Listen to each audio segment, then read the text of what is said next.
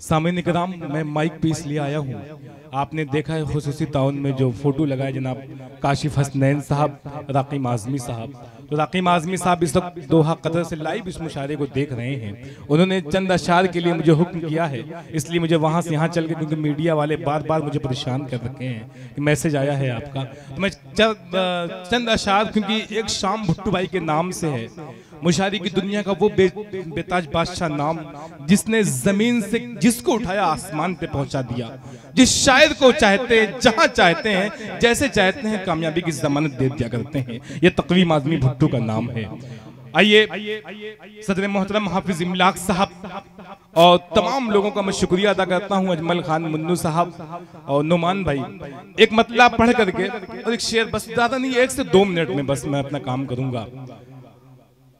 जालिम हारिस भाई, जालिम तेरी अदाओं ने दीवाना कर दिया, जालिम तेरी अदाओं ने दीवाना कर दिया, अक्लो खिरत से होश से बेगाना कर दिया।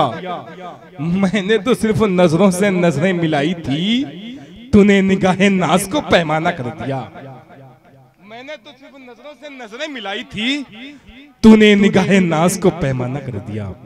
या कहा जाए एक मतला, एक शेर ये आखिरी कि भंवर है सामने साहिल नहीं है, हाजी अनस दाऊदी जो मैं डर जाता हूँ भाई, एक बैग कोई आता है, हाजी अनस दाऊदी सरे शाम से बैठे हैं, इनकी बेपनाह मोहब्बतें हैं।